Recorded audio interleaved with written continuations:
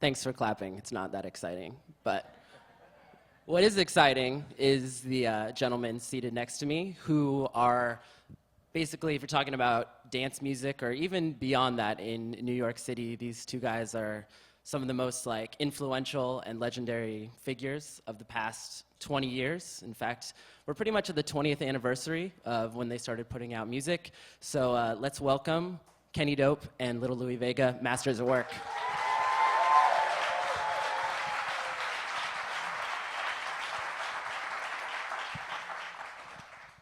So I want to start off not at the beginning, but with something kind of basic. The name Masters at Work, it's kind of a ballsy choice. I mean, especially when you guys were just, putting out records at first. So can you talk a little bit about where the name came from?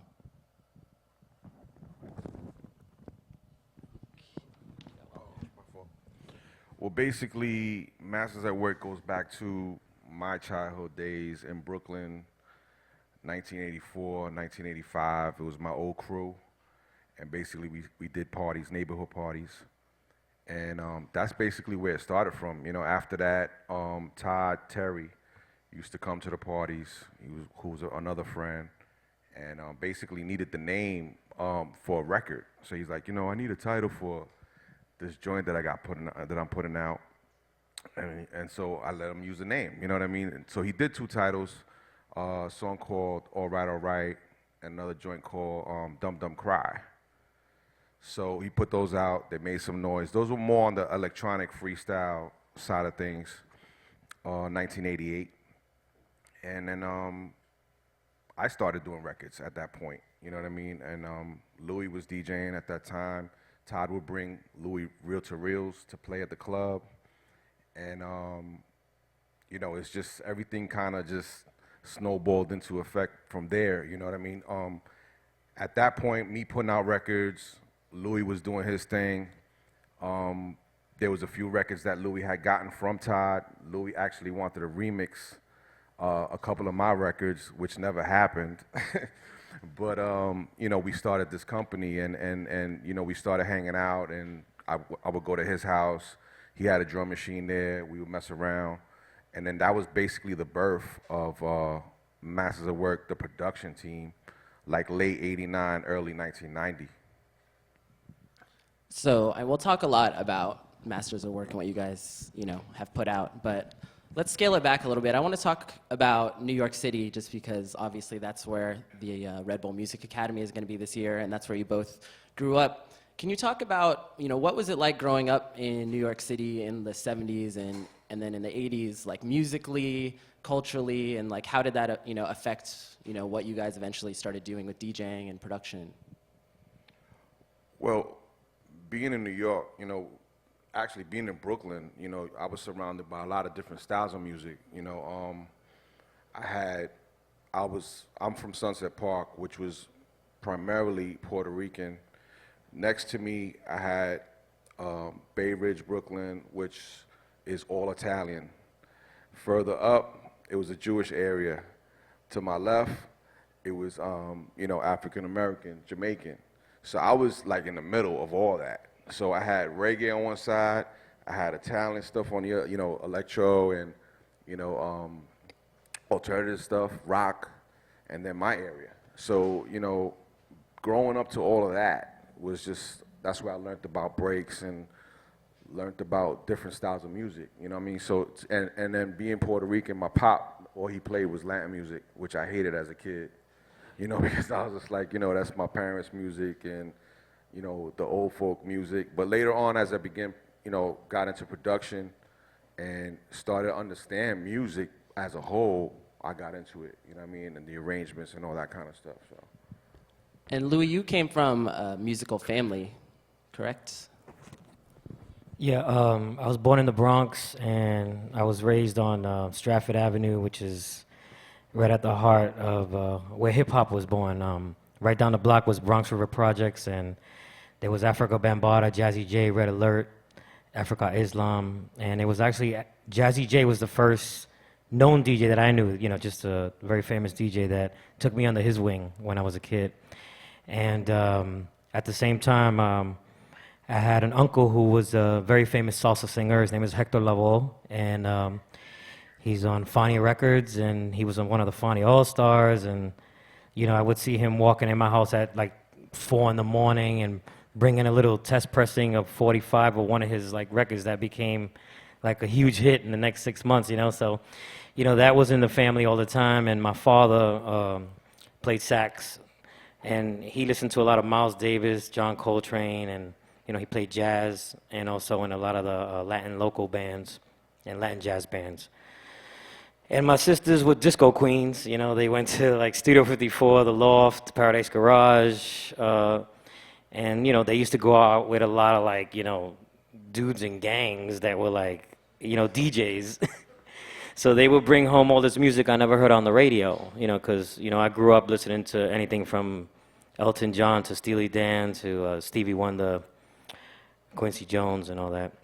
A lot of pop music at the time, and I heard all this great dance music that wasn't the disco music that was on the radio. It was this other style, and I was like, what is this fusion, And it ended up being loads of the classics that we play today, a lot of records you only heard in places like the Loft or the Paradise Garage. So the combination of all those things, I guess, has been reflecting on me all these years. Did you start going into those scenes as well? Like once you got old enough, did your sisters let you tag along to the clubs? Yeah, I mean, first of all, when I was a kid, I used to be in the car dropping them off in the front of the club. So imagine you see this chaos, like, 1,000 people in front of a club trying to get in. You hear the boom, boom, outside, and then I got to go back home. I would drop them off. So with another person in the car who was driving. So, it was a big tease for a long time, but I finally got to go in 1980 to the Paradise Garage. And that's where I first heard Larry Levan, and it just changed up the whole, game of, I really wanted to be a club DJ at the time. I mean, when you hear names like Larry Levan and people talk about Paradise Garage, I mean, they've achieved this like mythical status, and, they're almost terms that people throw around that, obviously never went there, and but since you were there, was it as good as everyone says? Like, I mean, what was the night like at the Paradise Garage with Larry Levan? Well, first I have to say that I've never ever heard a sound system that can beat the Paradise Garage. It was an amazing sound system. It was in a room that was treated. I mean, they took something empty like this and built the club within that room, in this big square. And then you had Larry Levan, who was this musical genius. I mean, he started like all of us. I think he was a light man or something, and the DJ didn't show up, and he just started playing. But he had a great taste for music, and sound, and then you have Richard Long, who's the creator of these sound systems that you see that started like a Ministry of Sound. I mean, you got to imagine in New York City at that time, there were about 20 Ministry of Sounds. So imagine clubs with sound systems like that. And anywhere you went, the DJs were amazing. They were playing great music, and it sounded great. But the Paradise Garage became like the blueprint, and the Loft, even before the Paradise Garage, because the Loft was like in 1970 or whatever. I mean, I wasn't around at those times. I'd be a little older. My sisters went to those places. They're like 10 years older than me. And I was the little kid just like watching them and checking things out. So, but the Paradise Garage was a magical place. The lighting system, I mean, the sound. I mean, he didn't even use monitors. He had he didn't use headphones. He had like Bose speakers that were like his headphones. It was weird. I would never be able to play like that. And he was able to, he wasn't a super technical guy, but he definitely created an atmosphere and made those records sound amazing and knew what to play after what. And there were no musical boundaries. Like, he would play something that was influenced by rock, something that was influenced by, jazz, or it could have been, it just went all around the scope. He just had an open mind for music. But it was all danceable. That was it, And I just saw this interview, because Lenny Fontana. I don't know if you guys know, but you should check this out. I think his dad used to work at a radio station or something, and he recorded some interviews from Larry Levan. And when you hear him talk, I mean, you could tell he was definitely way ahead of his time. But it definitely was magical. It was a great time. That's it. I mean, I think today there's other good times, and it's a world now. It's a world of, it's not just New York. It's all around the world, and now you have, kids from around the world making the music that's inspired by that sound and other sounds that became. It is part of the roots of dance music and New York in general with hip hop as well. So when you both started DJing, what kind of stuff were you playing initially? I started playing reggae. I was playing reggae and hip hop primarily. That's where it started for me. Then I graduated to actually trying to make beats, instrumentals to play in my sets. And I would record them on reel-to-reel and play them at the parties. But at the same time, at that same moment in '85, that's when house music was introduced to New York. That's when, Marshall Jefferson had did Move Your Body and a lot of tracks, records coming in from Chicago, because I worked at a record store at that point as well. So I was able to hear everything that was coming out. And at that point, coming up, I learned how to play a lot of different styles of music because that's what people wanted to hear. You know what I mean? And at the same time on the radio, listening to Marley Marl and listen to Red Alert and listen to Chuck Chill Out, they played everything. You know what I mean? It was, they would play Prelude records, they would play breakbeat records, they would play, hip hop, of course. But I came up on the DJ being able to play a lot of different styles. You know what I mean? Which is really important, and that's something that we followed up with Louis as well. He did the same thing. And then when we started with the production, we brought in a lot of different elements as well. The live bass, percussions, horns. We just wanted more organic, the sound to be more organic. Once we got into it, because initially when we first came out, we started doing dubs because we wanted people to know that we can mess with it and do that sound. You know what I mean? Because we were new together. Louis had a career before that, but I was the new kid on the block. So that was our introduction into the game. And we just, I guess from coming up with all that different music, you know what I mean? And then that's where the Latin came back, and we introduced that as well to it. Records that are still being played today, you know what I mean? It's just, it can go on and on. And Louis, what about you? What were you spinning?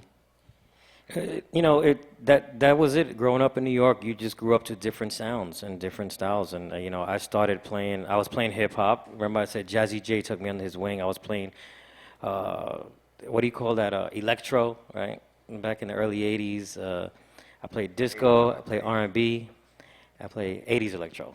Yeah. Oh, I see. No, reggae. So I think I had a lot to do because from '85 to '90 is when I really started playing in clubs in New York City. I was a mobile DJ when I was 13. Helping out. He had the equipment. I was carrying the records, setting it up.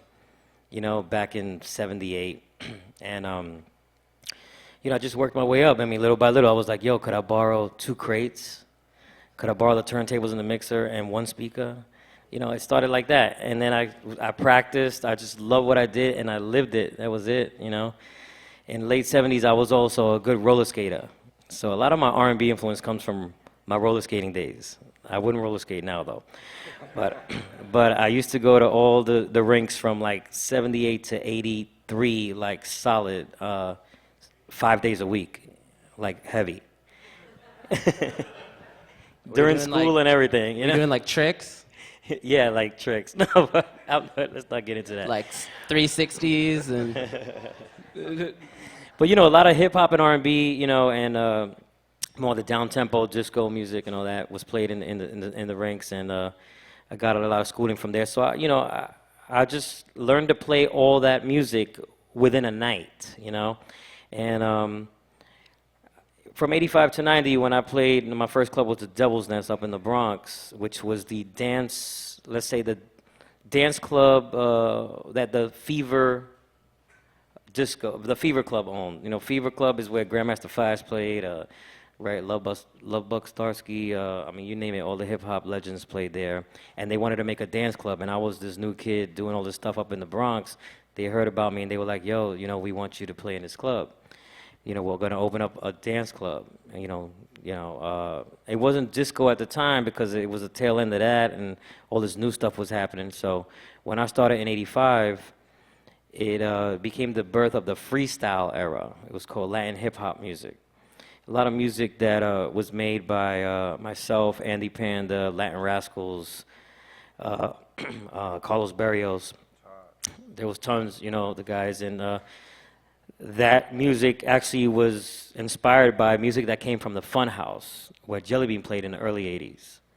We all went there as kids, and we heard all these English artists and even black artists like Shannon making like a freestyle type record. So all we had access to was all the Latin girls, in the neighborhood. So that's why you hear that music.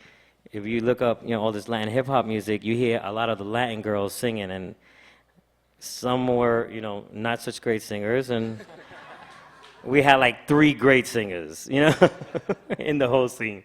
But from '85 to '90, I made a lot of that music, but I was still playing hip hop, reggae, disco, and then house, So I think I had a lot to do with the format. It was like this open format in New York that after I left the scene in 1990, when we got together,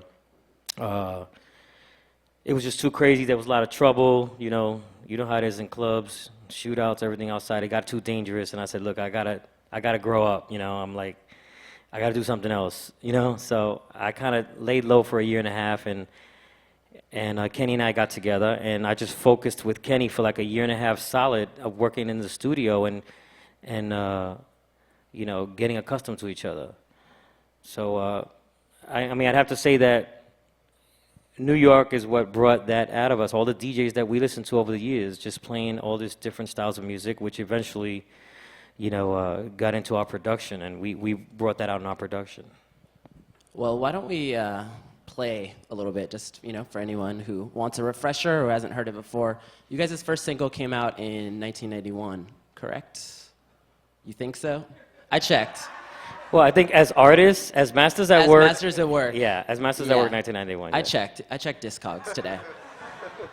So we're gonna play a track. A lot of records ago. A lot. Yeah. No, I looked. I mean, in case you guys don't realize, like how much output these guys have made, the remix credit on Discogs is like 872 remixes, which is insane, And like the list of these are just a sampling of some of the artists they remixed: Michael Jackson, Debbie Gibson, Soul to Soul, Bjork, Donna Summer, Janet Jackson, Daft Punk, Madonna, Q Sweat, CeCe Peniston, Mr. Fingers, Little Lewis. Like, that's just a tiny fraction.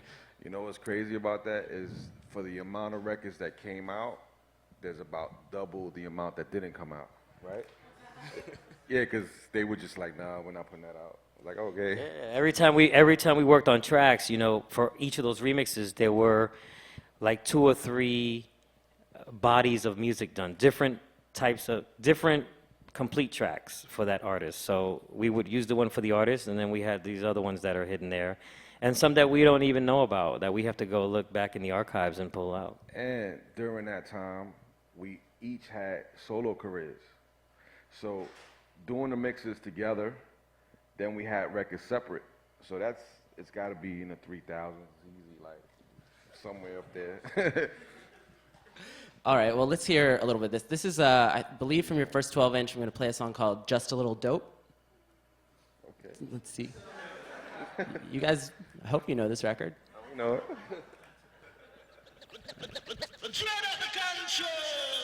International control and choke the world. Universal field marshal with a partial who play dubwise selection without objection.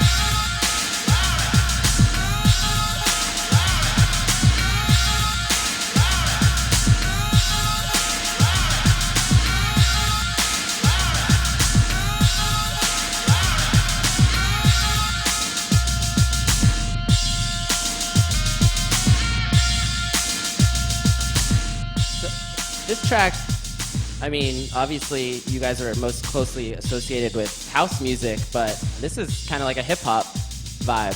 Well, what was crazy is at that point, Louis wanted some records like to break into segue into what he was doing at the club. If I remember correctly, right?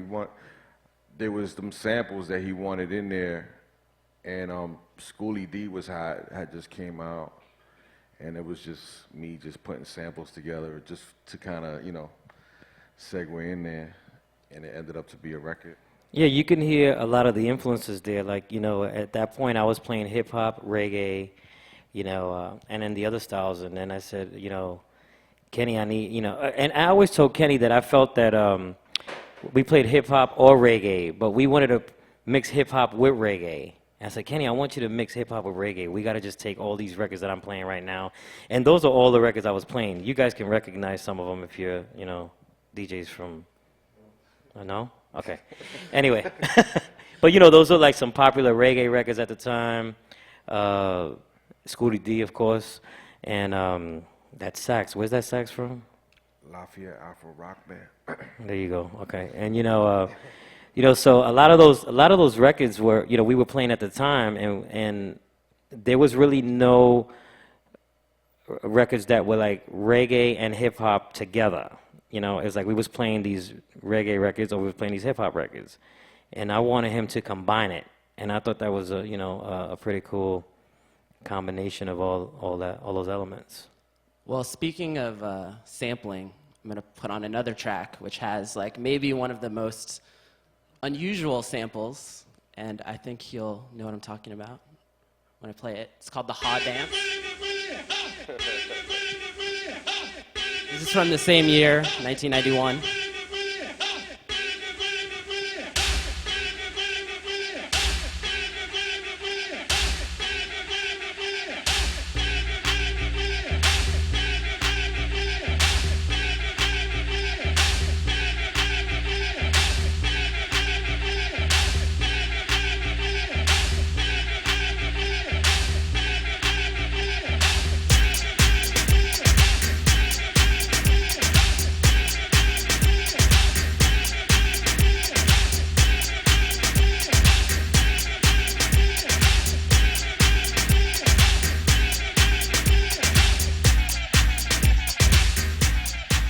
So, can you tell everyone what that sample, the main,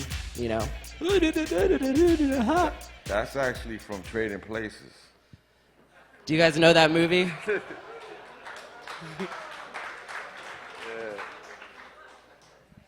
And how did you think to sample that and put it on a house record? I have no idea. I can't even tell you, you know what I'm saying? And it's crazy, I was just telling Louis, I was like, that's the voguing anthem. Like, they go in on that, you know what I mean? Yeah, it's crazy how that record is a huge voguing record. It's crazy. This is dance in the gay scene, and it's crazy how they dance to that. But at the same time, in those days, it was great because the hip-hop crowd and the house crowd were as one, and they would be in one club. So we have like, in Roseland, like 2,500, 3,000 people. And I was able to play, you hear these elements. We were making these records from that influence, and getting inspired from the crowd because, it was together. I mean, I wish it was like that today, but, it was an amazing time because everybody was into the music that was out, whether it was house or whether it was hip-hop. Person who liked house liked hip-hop, person who liked hip-hop liked house. So we were bridging those gaps. We were bridging that music with records like that. I just love the fact that it's able to touch so many different people, where a song like that was done in a couple hours can touch so many different people in so many different styles, you know what I mean? You guys made that in a couple hours. Probably like 2 hours. Maybe less than that. I don't think it's fair. You guys are just too talented. I mean, there's so many producers. That was the time when Kenny said that we used to go to each other's places. I lived in the Bronx and he lived in Brooklyn, which was maybe like 50 minutes away, an hour away from each other. So we would take some time and I would go to his place. We would talk about music, sample some records, come up with some tracks, and then he would come to my place. We would do the same. But, you know, at that time, the first single, Kenny brought me this track, and I said, it was crazy. We were playing it. In those days, you know, we would play off of a reel-to-reel, you know, when you didn't have a record out yet. So imagine this technique, reel-to-reel, quarter-inch reel-to-reel. But it had a pitch control. So I used to spin it, hit the play button, and just pitch it right in and mix it on top of the other records. So Kenny brought me this on reel, and I said, yo, we got to make this the first single, you know, because it was our first time coming out as Masters at Work. And then on the other side, we put another song called Blood Vibes, which also brought in hip-hop and reggae together. So we wanted to put something for both crowds, or whether you liked any kind of music, you know, you would like something from our single. You know what I mean? So that's why we started putting like something that was hip hop or reggae influenced on one side, and on the other side, a house anthem. And the label loved it too because it was double the sales. You know what I mean? Because the hip hop DJs bought 2 to cut, and the house DJs bought for the other side. So it was like, you know, they were happy. I mean, in those days, you could sell like about 100 to 150,000 pieces of vinyl of a record like that. You know. Which is crazy because, you know, now it's like people are putting out 12 inches and, you know, it'll be like 500, 1,000 or something like that. I mean, I want to ask a little bit more about, so, I mean, you guys got, you know, involved in, you know, pretty heavily in the house scene in the, you know, early, mid-90s, and, you know, we're turning out all these remixes, and, you know, major labels were like putting out house music and stuff like that. What was that era like? Because, I mean, I feel like now it's just, it's, in a way, it's like the scene is bigger, but the industry for it is so much more specialized. But I mean, were you guys like tied into like the mainstream music industry? Right now, you know, I do R&B stuff, so on that side, yes, but on the house side, no. But I actually think, you know, if you really listen to what's going on in the urban scene, there's a lot of records that are house records. You know what I'm saying, that are being played right now, that are big records, you know what I mean, that elements, you know, you got Timberlands, you got a lot of guys that actually studied house and studied us and have taken that style and created it for the newer artists. Going back to the original question, yeah, it was crazy where you had like Epic Records and you had like Warner Brothers and Atlantic, and we did a big body of work for a long time. Like every artist that they had coming through there, they wanted us to touch. And we were very selective, believe it or not, for those 873 titles that you came up with.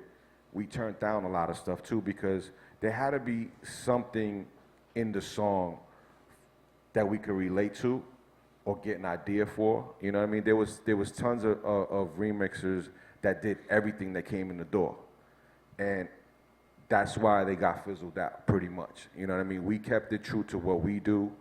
We learned more as we went on. We expanded our sound. We tried different sounds. Like I said before, we tried to bring in different elements to the music that wasn't there. You know, there was guys that were just doing, you know, drums, bass. They were sampling the vocal a little bit, and that was the mix. You know, we brought instrumentation in. We brought, you know, we brought live strings into the whole thing. Like I said, guitars and a lot of different instruments into it.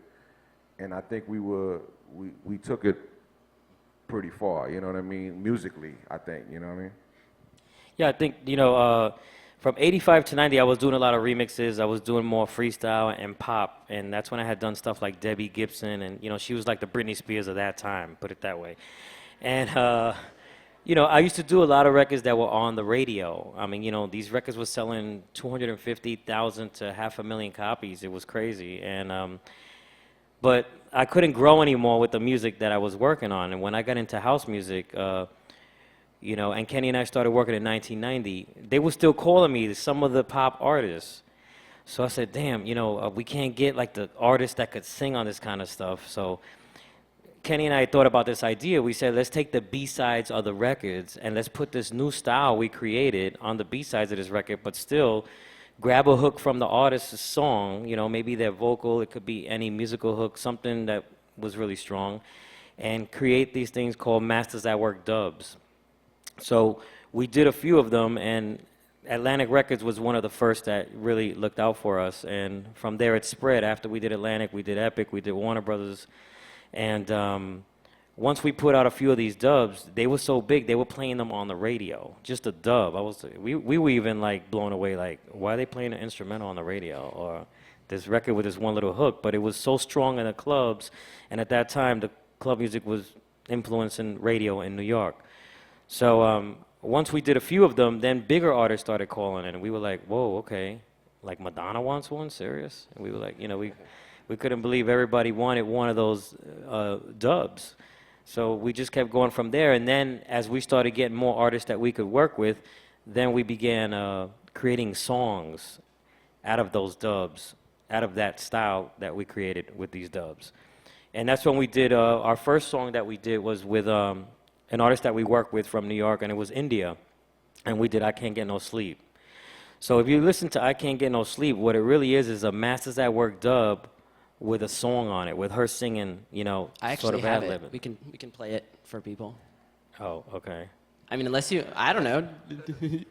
Let's hear what it sounds like.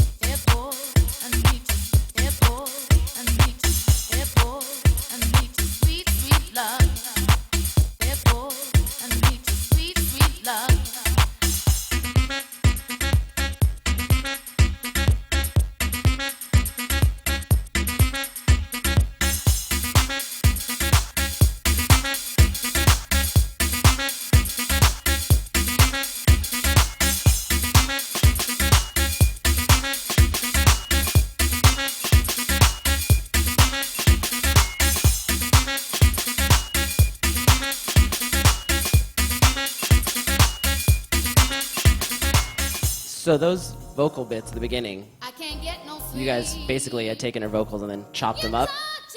Well, yeah, that's just her. We sampled her vocal. I mean, in those days, for the first, let's say, 6 years of Masters at Work, it was just Kenny on drum machine and me on keyboards. That's what it was. And you can hear, I mean, I can hear more of the naiveness in the music.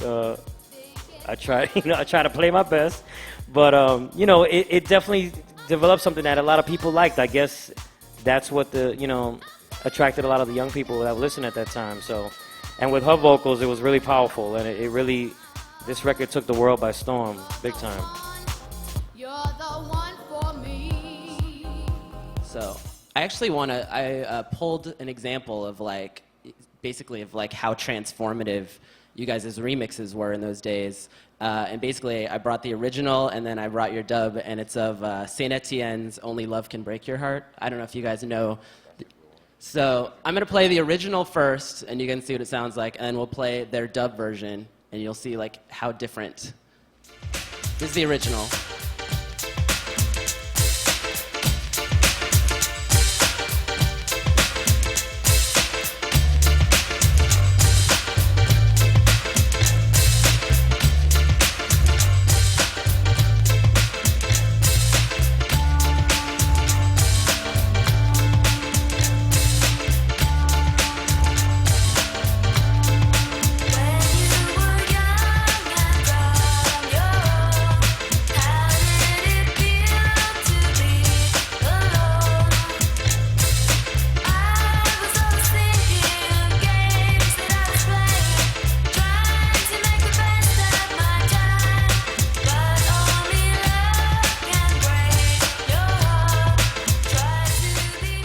All right, so, that's a really nice, British dance pop song.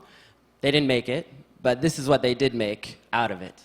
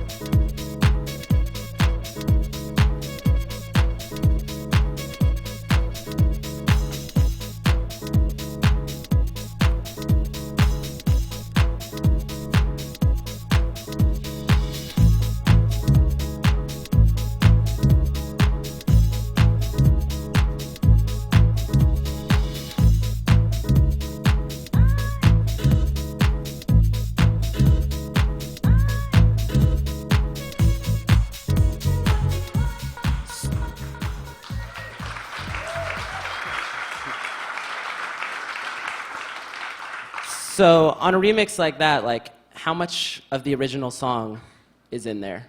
Just that first line. That was delayed out, that first little piece. Yeah, I mean, you got to imagine we're getting songs like the first version you heard, and we have to just, I mean, we were really inspired at that time. We just wanted to make that floor rock in a dance club, you know, and it was just about getting that right hook, and that one hook, you know, it was pretty strong, and you know where it came from, but then you heard this new track, and you're like, who made that? And it became its own entity. I mean, you can tell it's its own thing. So a lot of people, and especially, you know, in Europe, this is when it just started blowing up in Europe. Like, everybody wanted to know who these two guys were from New York. You know, we hadn't gone there yet together. You know. I mean, during that era, there was also, it seems like there was a lot of this going on in New York, and there was artists like MK and like Todd Terry and stuff like that. Was there like sort of a scene of like artists, you know, were you paying attention to what they were doing and then being like, oh, like I got to top it, or were you guys just doing your own thing? Well, you know, we all hung out in the same place. I mean, I used to play at a place called the Sound Factory Bar, and it was the Underground Network parties, and I did that for 5 years. And that's where we were all hanging out. And everybody was inspired because, I mean, I would play everybody's records. I play ours, I play Todd's, MK's, you know. But we never really had the competition thing. I think a lot of the times we got a little frustrated because everybody was kind of taking our grooves at one point. You know what I mean? It was like you would hear the same, another record come out, another remix for somebody, but they would take our same keyboard line, our same chords, the bass line, the movement, the beat. You know what I'm saying? Rogers. I'm gonna say it.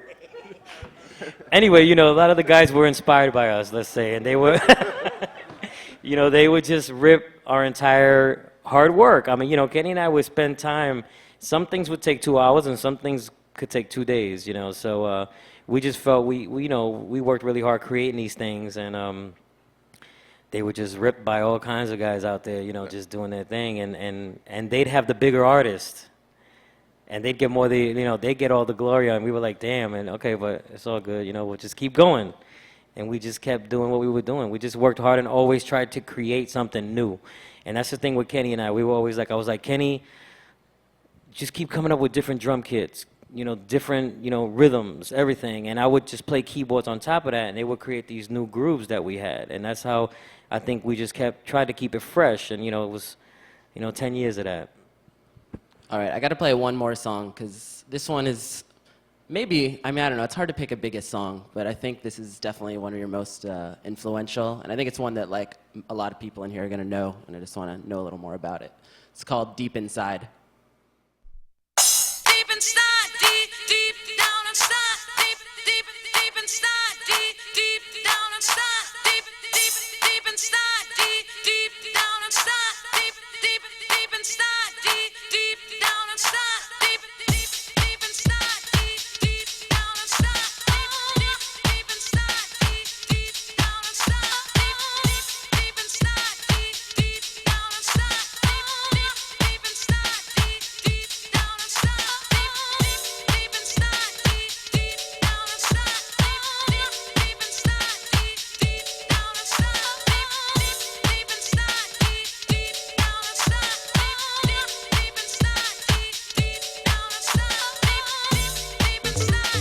inside, deep down inside, deep inside, deep down inside, deep inside, deep down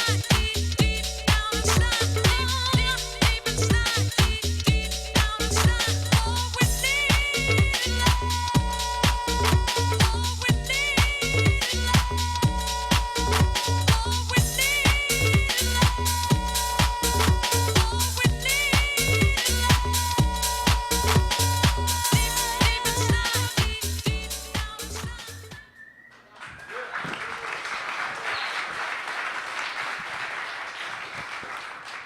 So, and that record came out in 1993, even though it's a song that you could still hear at a club today. Like, DJ still dropped that one. Like, did you guys know when you made it that it was like a big tune? Well, you know,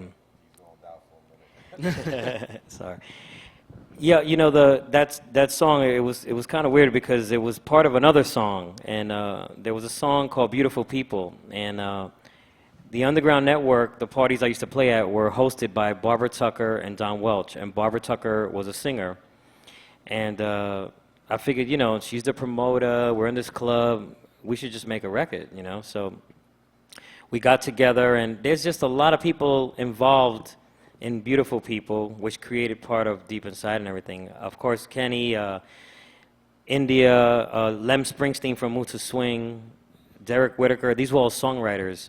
And we got together, and I played this little groove on the Rhodes, and they wrote this song on it. So when Barbara came in, she was ad-libbing, and I heard this little hook deep inside, and that was it. I just sampled that from the song, and it was kind of like a marketing thing in a way, because what I said, you know, I said, let me introduce her voice to the world, you know, through this track, so they can get used to her tone and everything, and then put out the you know, the song. And it kind of worked, because the track just blew up really big, and actually that track was done in another producer's studio. He's a DJ. I mean, he was a DJ at the time. He was young. He wasn't even doing much, and he wanted to get into DJ. So he just really wanted me to work badly in his studio. And I said, okay, well, let me go over there and play some keys and stuff. And that's when I had a little Deep Inside sample, and I played those keys. And he engineered the record, which actually doesn't sound as good as when, you know, it was Eric Murillo. Eric Murillo actually engineered that song, and I did it in his studio. He had a little studio and a little room. This was way back in the days. And, you know, ever since then, we were instrumental in helping him to get his stuff out on Strictly Rhythm and all that. And, you know, so it's a small world, you know. So I want to move ahead a little bit. I mean, basically, around the same time, I think it was like in '93 or so, you guys formed New Yorican Soul. And this is like while you guys were pretty much at like the top of your game in terms of like turning out house records and remixes and masters of work. What was the impetus to make the new project? Well, that came from us being in London at Southport, which is a weekender that's been going on, what, like 25 years? Yeah, it's like 25 years. And at that point, I was just amazed to go to a party where you had a jazz room, a soul and funk room. They had the old guys, I mean the old heads, the 60-year-olds had their own room, Northern Soul room. Then they had a dance room, and it was just like you could walk in and it was just all this music going on at one time.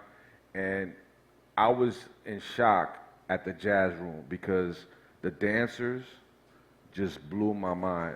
Everybody was dressed, suits. The women were dressed in dresses. The men had these like tap shoes on, you know what I mean? And it was just the dances that they were doing, just from watching them, made me come up with that rhythm of the beat, of the drum style on the Nervous track, which ended up to be later on broken beat music, you know what I mean? But that, just from seeing them dance, that's how I came up with that style, and that's actually the birth of the whole New Yorican soul thing. Why don't we play that just to give you guys an idea? This is the first single they put out under that New Yorican Soul name. It's called The Nervous track, and we'll give it a little listen.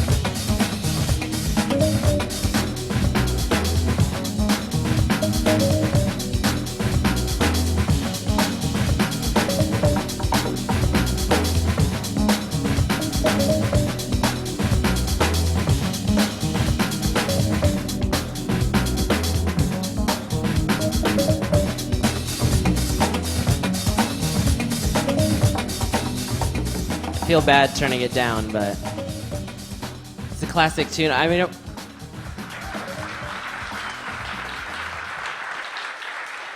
and you can hear in there. It's like, I mean, not. I don't mean this in like a critical way, but it's almost like a little more musical, if you will. Like there's just. Well, at that point, that's where it was transitioning. You know what I mean? We was getting into jazz. We were getting into more of the Latin stuff.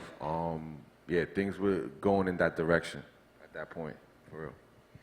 And as you guys started working on it, because you eventually put out an album, you kind of assembled a sort of like dream team of musicians and artists to like come in on the songs. Can you talk a little bit about some of the people you collaborated with in New York and Soul? Wow. Yeah, we had George Benson, Tito Puente, rest in peace, Eddie Palmieri. We had Vince Montana with the Salsa Orchestra, Roy Ayers, Jocelyn Brown. Who else? I'm missing. Yeah, Q-Tip was on the remix of Black Gold the Sun. Dave Valentine. What's up, Jacobo? I just seen you. Yeah, there was a lot of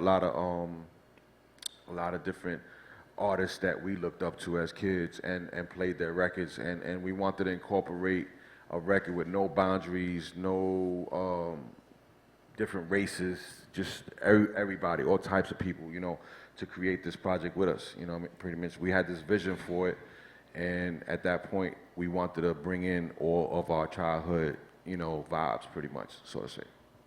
Yeah, it's like when you hear the track, the Nervous track. I mean, we were blown away because we had like people that like drum and bass, that like hip hop. We had like Funk Master Flex, Ronnie Size, Goldie, of course the house scene, like everybody calling us about this track.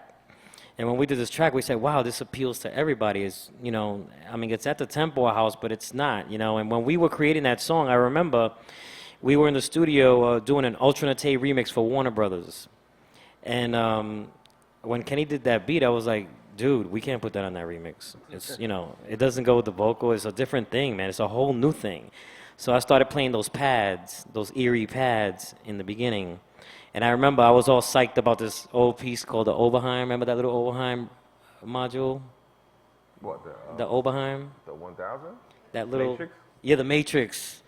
And I was blown away by that. And a lot of the sounds came from that, actually. You know, when we were bringing a new piece into the studio, it was like inspiration right away. And we would create a lot of our memorable tracks from when we just got a new piece, new keyboard in or something. And but that track right there, we even brought in a percussionist, one of Kenny's friends from the neighborhood, because we wanted to keep it real street. So we said, let's not bring in like, you know, one of the top percussion dudes. This is one of our boys, like to give us the street thing. And he did a great job on the congas there and everything. And everything else was just us, you know, keyboards and drum machine. And actually, Kenny sampled like that's like 3 or 4 drummers, right? Like playing at the same time or something. Yeah, all that. it's crazy. It's actually a drum sessions record, and it's like 3 different parts, but that actual main loop is from the left side of the drum sessions, and the drum sessions record is 4 drummers playing at the same time,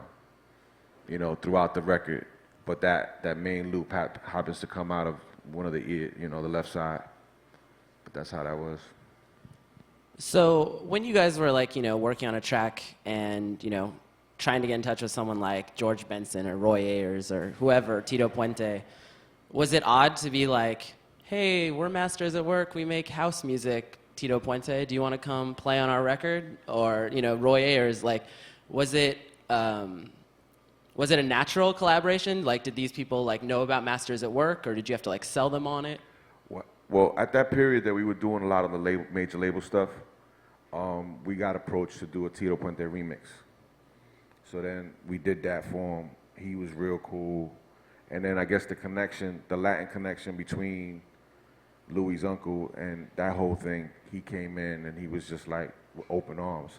But it was crazy because every time we did a record and every time OG came in to record with us, he would turn us on to somebody else. He'd be like, oh, that sounds good. Why don't you call so-and-so? No, we can't. I'll call him for you. And then they bring him in, and it just kept going on like that. The domino effect kept going on. And it was crazy. You know, we kept meeting different artists and working with different artists. And then I remember when we did that album, they didn't know what we were doing because musically it didn't make sense to them. You know, because we're two club kids making this record and try to come up with all this music. And they would be like, you want us to play what? You want us to do what? And so it was like, just do it. And then at the end, when they heard the whole album, they were like, wow, we would have never thought that's what you guys were doing or trying to do, you know what I mean? So it's kind of cool. Yeah, when we first started the New Eurekan Soul Project, we reached out to the artists we had relationships with, and that was Tito Puente, Eddie Palmieri, Jocelyn Brown, India, and Roy Ayers. We knew all of them through the years, you know. But we would do things, you know, the Roy Ayers was playing at the Shelter, you know, and we went out to the Shelter at like 4 in the morning after his performance, and we said, yo, we're working on this project called New Eurekan Soul. And right away, we say the name, everybody was like, what's that? You know, at least they were interested in that because they don't know the New Eurekan thing from back in the days, you know. That's like a 60s term. So, you know, he came in, so we had already that. But when we had to go to George Benson now, you know, it was like we had to meet him in the office and everything. And Tommy LaPuma, you know, who's one of our pioneer, you know, auto producers, we love him, you know. He's produced everybody from Miles Davis to George Benson, you name it. So he introduces George Benson. When George Benson came in the room, he looked at us like, all right, what you guys gonna show us? What you guys gonna show me that I ain't seen yet, you know? And we were like, ooh. You know, he didn't say that, but you could tell he was just like, what's up? Don't waste my time. Yeah. So we played this track, and we said, look, you know, we want you to, we had a guitar player kind of fake him. You know, we said, you know, play like him. And we said, look, listen to this. We hear you on this type of a track. It was more like an Afro fella track at first. It wasn't even, if you hear You Can Do It, that song, it wasn't even that. It was an Afro track that we did. We wanted, because we wanted to get Fela on it. And unfortunately, he had passed away about that time. He was one of our dream people to have on New Eurekan Soul, but we didn't get to have him on it. And so we had that track, and we said, let's show him this track, see what he could do on it. So when he came in the studio, he played on it. But we got so inspired that we ended up creating a whole new track. And at that time, we were big on drum and bass. We were all excited with Goldie stuff, Ronnie Size, listening to their music. So that actually inspired You Can Do It, the track on You Can Do It for George Benson. And then that thing you hear him like doing this thing in the beginning of the song, this beautiful piece that he does, he was just messing around like in the studio. And he was just like, it was incredible. And we were like, yo, what is that? He's like, I'm just exercising. And it sounded amazing. And what you hear in the beginning was that, the piece. And he did it in one take. That intro with just the guitar by itself on the New Eurekan Soul album. So, you know, that's the way it kind of went, and it just kept adding on and adding on. It took like a year and 8 months to complete that album. So, I mean, and then while you guys are doing this, Masters at Work was still active, and you guys are still putting stuff out, and you're both DJing, you're both doing solo work, and, but like, I don't know, I guess kind of as the 90s turned into the 2000s, like Masters at Work's output kind of slowed down a bit. Was that because you guys just got busy with your solo projects? Was there any particular reason that Masters at Work sort of slowed down a bit? Well, yeah, it was, you know, we did a big run. You know what I'm saying? We came to a point where we did want to do separate things, you know, separate projects and stuff like that. And that's what we did. You know what I mean? Louis had his ideas that he wanted to do, and you got to respect the fact that when somebody has a view in their head of what they hear, it wouldn't have been the same me being there. Same way, vice versa, if he was with me and I got a vision in my head of what I want to lay down and I'm hearing him in my ear, it's not going to be the same because it's just going to be different. The influence is going to be different. So at that point, we just decided to, you know, let's do separate projects, and then that's when all the rumors started. Like once they started seeing, you know, produced by Louis Vega or one of my things, the Bucketheads or whatever, produced by Kenny Dope, oh, they broke up. So then that was the whole thing about it, and it was like we just let people run with it, pretty much. You know what I mean? But yeah, it's you know, it was at that point where we just decided to kind of just do separate projects and stuff like that. And our thing is magical. You know what I mean? I see this when did we do Brazil? 3 months ago. That was the last time I saw him. You know, we both traveling, we're both doing projects, but if this would turn into a studio right now, and I ain't seen him 3 months, we'll bang out the record, whatever it is. If there's singers, if there's musicians, it just happens. It's just a gift that we have together when we get together and do that. You know what I mean? As DJs, the same thing. You know, nothing's rehearsed. We're just like, okay, what do you like right now? I like these records. Okay, what do you like right now? I like these records. All right, let's go do it.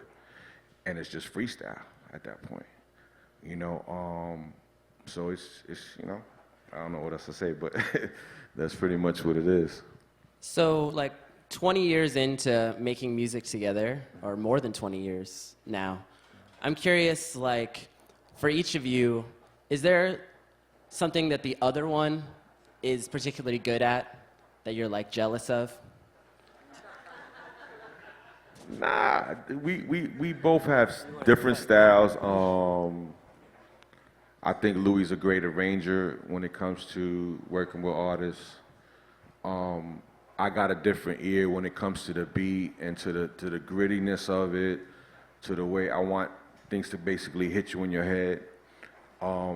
Whereas he might like things a little bit more laid back. You know, but that's the whole mix of it. That's the whole beauty of the partnership, because it's two different people that like two different things all around. You know what I mean? So that's what makes the chemistry so good. But now I'm not jealous. I don't know if he is, but I ain't. Now, you know, I think we had a really good run. It was like 11, 12 years solid. I'm talking about we were working 18 hours a day. I mean, Kenny and I would not stop. It was all about the music, and that was it. I mean, we'd be in studios. We even bought a huge studio. It was beautiful. It was incredible, you know. And, you know, we had these different ideas. We went out, did our own labels, and, you know, I wanted to do an orchestra thing. I did Elements of Life. He wanted to do R&B, and, you know what I mean? There was all these things that we wanted to do.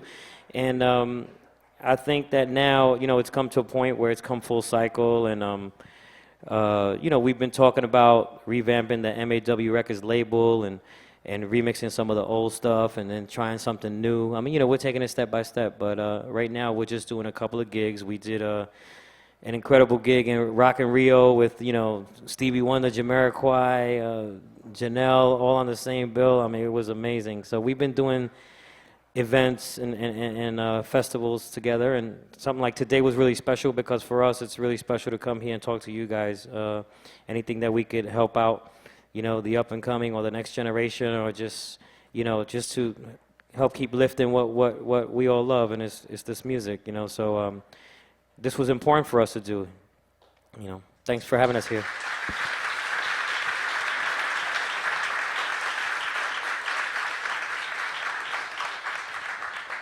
Well, I feel like now is a good time. Why don't we open it up to the audience if any of you guys have questions? I'm sure some of you do, and feel free to. There's microphones rolling around. How you doing? My name's Hugo. I've been DJing for 20 plus years. Played your stuff since Sapphire. Well, not Sapphire, but Cover Girls, all that stuff. You know, still play it today. In terms of production, you guys started on, I'm assuming, like SP1200s, things like that. Do you still use those today, or do you just strictly use like digital audio workstations now? I use everything still. It's crazy because SP1200, there's nothing that could duplicate the sound, the swing, the feel. You know, there's times I use a 3000. You know, there was a period back then that Louis touched on before, that people were trying to figure out what I was doing on the beat. So I would take two machines and sync them up together. So what the two machines does is it just gives you an odd swing. You can't figure it out. So then at that point, the computer was coming in. So what they were doing was sampling a beat and taking my swing out of it. But it was all out of whack because it was two machines. So it didn't make sense. So they were like, why, you know, ain't this working? But it was just the machines that give it that feel. You know, I use a 5000 now sometimes. sometimes I feel like going back to the 12. You know, it's nothing like it. Like I said, it's just so simple. You just get there and tap away, get some samples, and it makes you work. It makes you think because you only have, you know, 2.5 seconds of a pad. So it makes you chop things up a certain way, and you normally wouldn't do that on a computer or a keyboard or a long sampler. You know what I'm saying?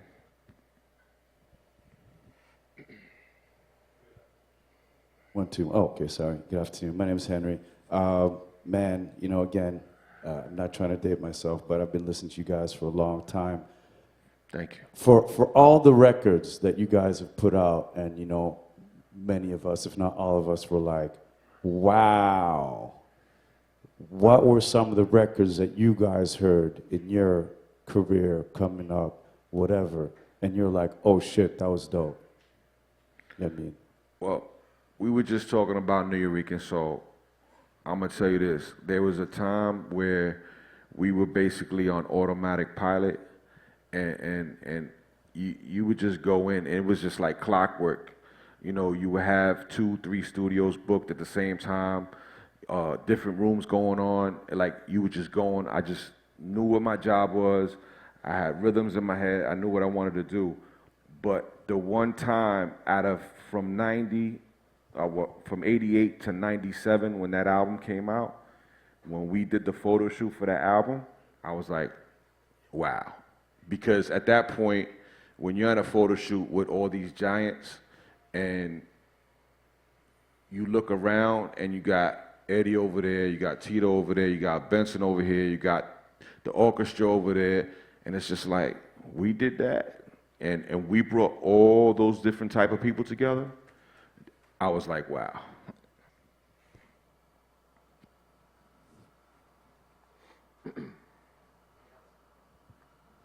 One, two. Hey, how's it going? My name is Manny. There's this track you guys made, I think it was Little Louis, in the 90s. This song with the do-do-do-do-do, do-do-do-do-do, with the...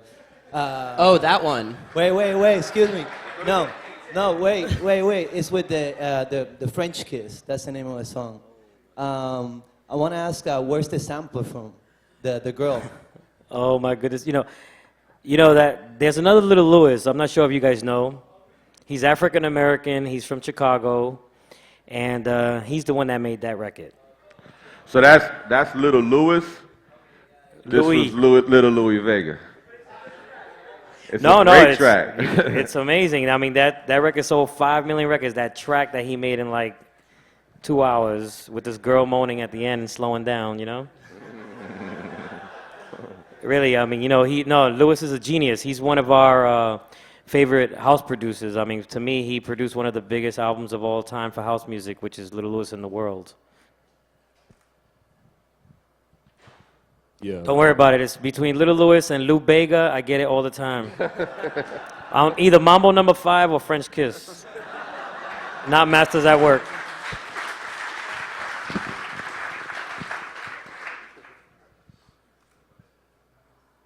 Hello. Yeah, my name is AB. Big fan. Louis, I've seen you play, several times. Good friends with Patrick Wilson. We share a mutual friend. Can you talk about, as many DJs in here, the importance of knowing your records? A lot of people, especially with digital systems now, there's a push to accumulate a lot of music. But can you really get into knowing the records and, knowing how to deliver those records? Well, I think you need to listen to what you play from beginning to end. I think take some time, and a lot of the records, all the records that I know all the arrangements. You know what I mean? So I know where that intro is, where that vocal comes in, where that break is, and that really helps me because a lot of the times, a lot of DJs today play a little different now. It's the computers and with Tractor and everything. Nobody really goes to the middle of a song to play it from the break, or they won't go to the vamp of the song. They'll play it with that 16-bar intro and just hop right in, But I think the important thing is to stay creative, man. You got to be creative. I mean, just about anybody can DJ now. You know that, right? With, you get Tractor, Serato, whatever it is. I mean, you barely even have to mix anymore, do you? I mean, I'm still mixing. I'm sorry, but I'm, using the pitch control, doing everything. We're old school, whatever. But, so you have to do something extra. You really have to do. You have to get creative. Overlaying these records, knowing where the breaks are, using a cappella sound effects, whatever it is that you want to do. You need to, work up your game and be creative. And I think that's what's kept us where we are as DJs. Because we keep it really interesting and of course the sound of your music as well. A lot of people using MP3s, low quality MP3s, and you can hear it in a club. I mean, when we come on, you hear a difference in the music because we really care about what we're playing. Wave files, AFF files, whatever it is. We're really trying to keep the quality up high, trying to keep it warm, sounding good, and I think all those elements and just, use the tools you have to the best of your ability, and it's up to you to be creative. I mean, that's nothing that you can be taught. It has to be in you. Obviously you have to have your technical side of things and knowing how to mix and, blend and all that. But like I said, these days, when I see some of these guys playing, nobody's even mixing or nothing. It's just like, it's connecting. It's just, they match on and they just, everything's just playing down. So you don't really need to focus on that much anymore. So it depends on how you want to approach how you, what you use to DJ out there.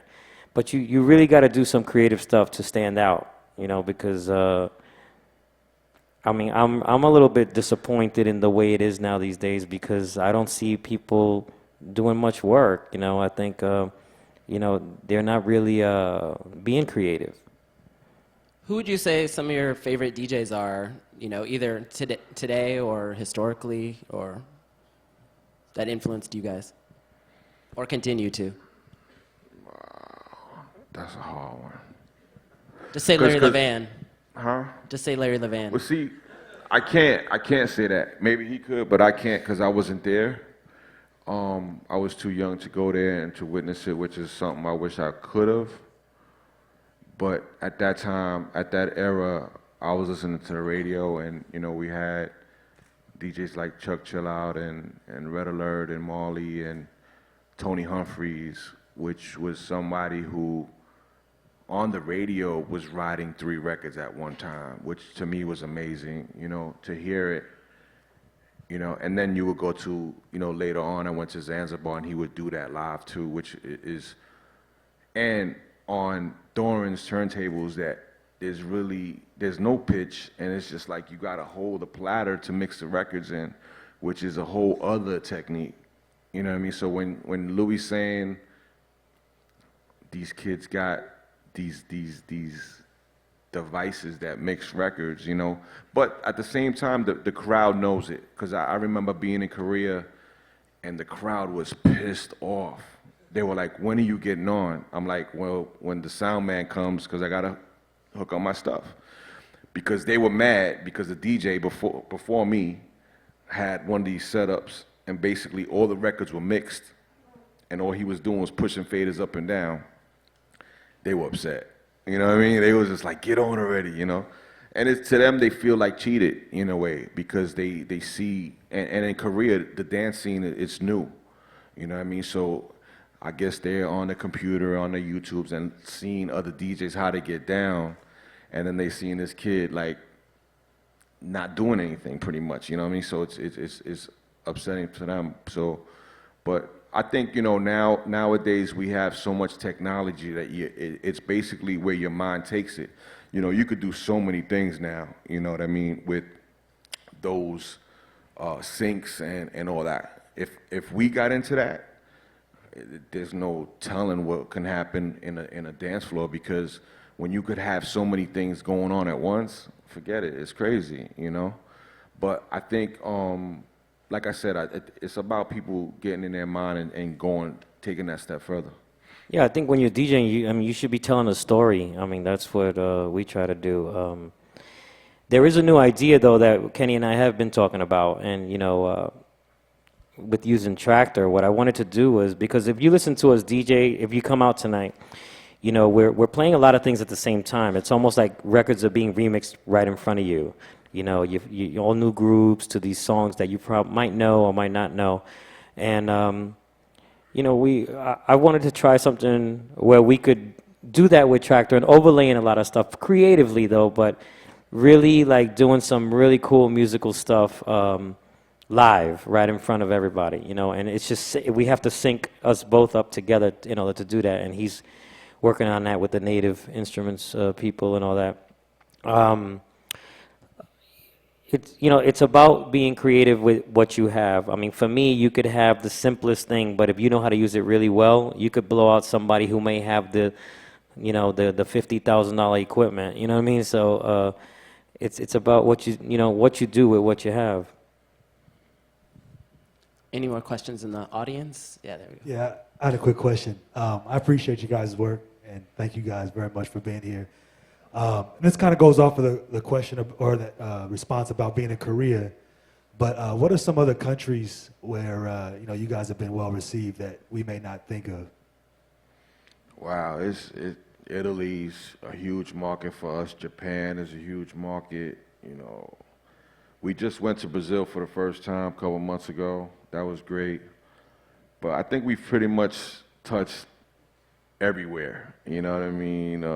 Iceland, or crazy areas, you would never think of, But I think people, when we go to these countries, they feel our music, they feel us.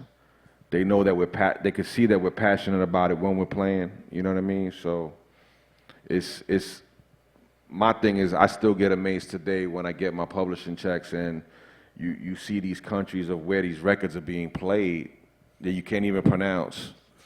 You know what I'm saying? It's just crazy how far our music travels, and I think that's a beautiful thing just for someone who just loved music and got into this DJing and ended up producing and ended up with a partnership and ended up with labels. You know what I mean? So I think that's real cool. Yeah, I think another place is Africa. I mean, right now Africa is really, really big with our music, and I've been going out there since '99, but the music has gotten so huge now. It's on the radio, TV. I'm talking about deep underground music. You would be blown away. Like that's why you see artists like Black Coffee. I'm not sure if you know these artists, Kuro De Song, and all them blowing up out there. I mean, I just came out there. I was there a few months ago, and I played in a stadium headlining in front of 15,000 people. It was a rugby stadium, and it was nothing but an ocean of people and playing the music that we play. It wasn't like playing drum crescendos and everything just to get everybody going like this. No, it was playing like the music, And I was really blown away by it, how, our music, Masters at Work and everything, has influenced a lot of the young people there. And the music caught on to the youth. That's what it is. When it catches on to the youth, it just blows up. And, and over there, you got 16-year-olds, and up listening to this music, on the radio, on television, going to clubs that, the older ones going to clubs. But when I went out and played in a stadium, I was blown away because those are the kind of things that Tiesto and David Guetta and everybody's doing. And I was, I'm not used to doing that kind of, those kind of rooms, unless we do some really special thing like in Rock and Rio or whatever. But when I went out there and played our music and hearing our records in that size of a place, I mean, I was really blown away. So right now, it's different countries are into different flavors. And for us, luckily, we've been really well received in Italy. Italy has tons of clubs and tons of kids out there that really follow the music deeply. It kind of reminds me a little of Japan. I mean, Japan is a little deeper, though. They know everything. They know, like, what year it came out, when I played it, in what club. I mean, it's crazy, And, they'll know the littlest things that you won't even think about. I remember they were singing "Show Me to You." I'll never forget that. They were what? Japanese girl came up singing "Show Me to You." I was dying. Yeah, he means a record, a song. It's like. And Louis like, what? It was like a freestyle record that I made in like 1986, and this Cover girls, yeah, I know. She knew it. I was like, okay, it's really amazing. And now with the internet, obviously, you can pretty much know anything about anybody. So you know, at least it helps to educate a lot of the youth around the world. So when we go somewhere, people are prepared now. You know, they come in knowing the songs, knowing what's happening, and even if you just learned about it, you can, you know, study pretty much anybody out there. So, I mean, I just have to say thank you to everybody around the world that has opened up their arms to us, because, you know, we've really, you know, worked really hard. I mean, when nobody sees us around, it's because we're in another country doing what we do, you know, and it's amazing how big dance music has gotten around the world. I mean, you guys can just take a look and YouTube any one of these guys out there and see what's happening. But, you know, I'm really thankful to you guys, to everybody around the world, and you know, this all came from being a bedroom DJ in New York. That's where we came from. I mean, you guys, if you're starting out there, don't ever think you can't get this far or even further. You can do it. Trust me. You know, if you really put your mind to it, you got to take every opportunity you can to learn from maybe somebody else who's doing, you know, what you like, and they're doing it well and they're just successful. You know, when I was young, I took advantage of all those opportunities. When Arthur Baker says, you want to come in the studio and check it out? Cool, sit back there. That's what I did. Latin Rascals, Shep Pettibone, like all these guys were making music in the 80s, and I was this little kid, like, you know, 17 or 18, 19, and would go into the studios and stay till like 4 or 5 in the morning just watching them and learning. You know, so take advantage of every opportunity you can to learn, and you got to know your roots. You know, you really got to know your roots and where this music comes from. A lot of these DJs today just live on what is happening now, and they don't know where it came from. And all this music you're hearing on an up-tempo scale, even like he said before, even some of the hip-hop cats, everybody, you know, house music has been a big influence for a lot of producers and DJs in all spectrums of music, you know. So I guess that's why we're here, and I'm happy that you guys do this thing, because, I mean, we need a lot more of this. And I've heard about the Rebel Academy thing for years, you know, and I'm finally happy we got to do one, and you guys are great, man. I'm not trying to get rid of y'all. I sound like I'm saying goodbye all the time, but I just want to thank you guys, man. I did not expect this many people to be here. I was like, oh, it's going to be like 50 people. It's cool. I just, you know, I didn't sleep at all. I came from Miami, straight from a gig. You know, I haven't slept. And I was complaining to Josh and everybody here, yo, I'm going to be tired. I don't know if I could do this. You know, and I said, okay, there's not that many people going to be here. We walked in and it was like packed. I'm like, okay, you know. But thank you so much. I really appreciate it. Cool. There's a question there. Hello, how y'all doing? Yeah, I'm Vince. I grew up a DJ in New York in the 90s, and I just want to thank y'all for your contribution. I remember Red playing Blood Vibes back in the day, and I went up to Rock and Soul in Midtown and bought that record, so, you know, really appreciate it. But this question is particularly for Kenny, and segue from what y'all was just talking about, the tie between house and hip-hop. I seen a picture of you and Dilla digging. And I wonder if you could speak on that. And you know, everybody knows JD is a big hip hop influence. And you know, what kind of records were you all talking about and digging about? Well, yeah, we were real cool. We were real tight, and we always used to talk records. And he used to take this $50 flight from Detroit down to JFK all the time, because at that point he was working with Tribe. And I was like, look, man, you know, we got to go, you know, go get some records or whatever. And he was always like, wanted to go shopping. So things didn't pan out. So finally we said, you know what, we're going to do a buying trip. So he came down, we got in the car, we drove to Philly, picked up Jazzy Jeff, and then we drove to Pittsburgh. You know, and yeah, it was crazy. You know, at that point, I had a Navigator. That truck was full of records. I mean, like, from the back to the top. We had another car full. And yeah, we was just in the shop back to back. Like, literally, he was on my back, I was here. We were digging back to back. You got this? No. All right, boom. And then he would go and pass me shit. It's just something I will never forget. And he was definitely another musical genius that we lost too soon. But yeah, it was a great experience. All right, I think we have time for like one more question. Yeah, Brent, honored to have you here. So going a little bit on what you're talking about earlier with the new generations, South Africa and in Italy, and the house sound that you guys champion, do you see that new generations are coming into that here in America, or is it just an aging demographic?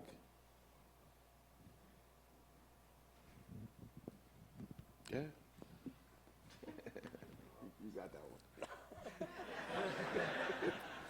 Well, you know, even if you listen to music now, like, okay, what do you guys know that's on the pop charts now with dance music? Rihanna? Okay. You know, it's funny because we have a friend of ours who's at Jive Records, and he called me the other day, and he says, Louis, you know, I really want you guys to get together and write some new songs for me, because I really feel like in the pop market, it's going in that direction. It's not going to be super underground or deep or whatever, but they are taking elements of that music, and I feel that's going to be the next level. I think everything pretty much works in cycles, you know, and I have to say that, you know, I think it's coming back around where, you know, they're going to want to do something funky. They're going to want to do something, you know, a little more soulful. You know, it may not be the soulful, but it's going to have some of those elements in there, you know, and it's going to take guys like us. And that's how we make the change. Guys like us collaborating. You know, one of the reasons why David Guetta blew up over here, let's say, for the music he makes, is because, you know, will.i.am was hanging out in Ibiza. He was hanging out in Ibiza. He came in the DJ booth, and he said, oh, you want to say hi to the crowd? He gave him the mic, and all of a sudden he started getting down with him. He was like, oh, we should get together one day. We should write a song. Next thing you know, a couple of months later, I got a feeling. You know what I mean? Tonight's going to be a good night, whatever. You know, it's like, that's how it works. So it's up to us, guys like us, you know, to reach out and collaborate with artists, you know, in the pop genre. I mean, I feel that he was very smart in what he did. I mean, he came out here and talked to all these artists and said, let's do something together. And once he did it with one big one, then the other one wants to do it. You know what I'm saying? And that's how it got so huge. But I think now it's, you know, all that has happened, and you know, they're always going to seek in pop music. They're always going to seek the new thing or the new sound or the new whatever. And I feel that, you know, for Kenny and I, we're producers. You know, just because we made this music in a certain era, we're still making music now and doing what we do, and we're just doing it more internationally. But it doesn't mean that we can't collaborate with artists like that today. You know, so you know, music is always going to change. And the good thing now with pop music, as far as dance music is concerned, is that a lot of the pop artists want up-tempo music. You know, you remember when it was at a certain level, it was down-tempo, it was very hip-hop influenced. You know, then now it's very dance influenced. And we knew that a couple of years ago because people kept telling us, yo, you know, a lot of the, you know, pop artists are wanting to reach out to make dance music, to do up-tempo music. We couldn't believe it. We were like, okay, cool. But then it went in a direction that's a different sound than what we do. But you know, I think with all music, it just works in cycles, and it's gonna come around again where they want to be soulful, they want to be funky, and even, I mean, today I'm hearing like hip hop artists and R&B artists that I would never think would do the type of music they're doing. I'm like, you know, singing on these really pop house records or whatever. You know, so, you know, I think eventually everybody's going to want to try something else, you know, and that's how it works. But, you know, we're going to have to reach out, guys like us who are in that kind of a position. You know, I'm not saying just me and him, there's others. You know, reach out to these artists and collaborate, because, you know, the pop artists are the ones that are ruling the airwaves. I mean, you know, it's just a handful of artists that are making that kind of volume. You know, it's, you know, I mean, you have all these, I mean, to me, there's a lot of things in limbo right now. That's what I feel, right? Like, there's like me, I want to hear hip-hop like Tribe Called Quest. I want to hear all that type of hip-hop. And I know there's an underground scene with hip-hop, but I can't even get to it, you know, because I don't hear it. You know, you got to reach out, you got to find it. He probably knows where it is. But, you know, it's, you know, for me, it's like there's a lot of the scene, and even in dance music, there's a lot of scene that's in limbo. It's not in, you know, it's not popular, it's underground, it's, you know, it's in this area where everybody, we became like jazz artists almost. You know, where you keep playing to your audiences around the world. We're like, to me, I feel like a jazz artist.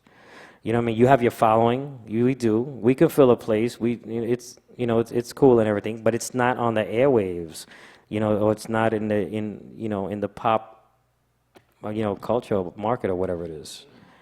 You know, but I mean, it's up to us to try to make it happen. For me, I mean, you know,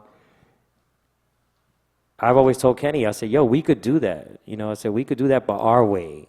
The thing is that we don't want to do something and sound like the sound that's there if we're not feeling that. We can get influences from it, but we're never going to make a record and you're going to hear this sound and say, yo, that's not Masters at Work. I mean, we're not going to hear it. It's always going to be us.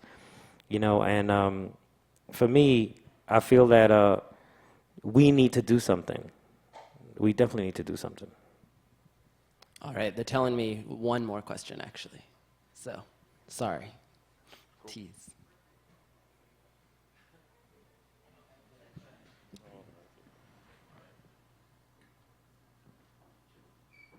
Check, check, check.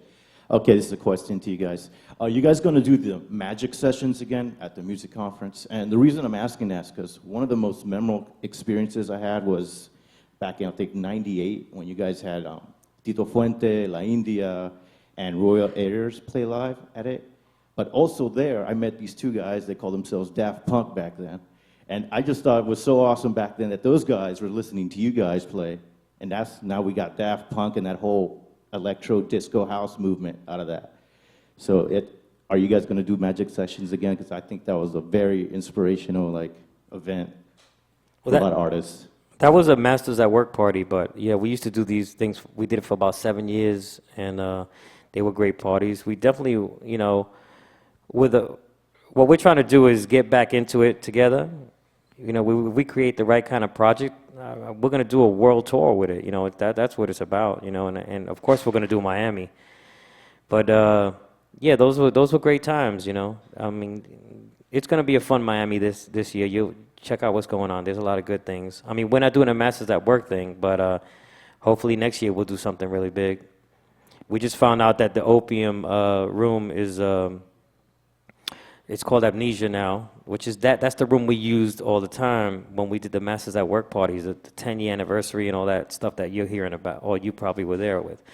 And you know, that was a great time because we did influence all those guys. I mean, if you talk to anybody from Bob Sinclair to Martin Solveig, David Guetta, Daft Punk, I mean, you name it. I think that we at least had a little something to do with a lot of those guys. With, you know, there's a little piece of us in all those guys and more of them. You know, but and they were at those parties, hanging out, checking it out. You know, so I mean, hopefully we will definitely do them. But we want to do. I mean, for me, my dream is for us to get together, and it's all about how we connect. Because you got to understand, Kenny and I haven't really connected in the studio for years, a long time, and I'm really interested to see how it's going to work. I mean, I really feel it's going to be great, you know, but I'm interested to see what's going to come out of it, you know, and I feel that we can create a nice project and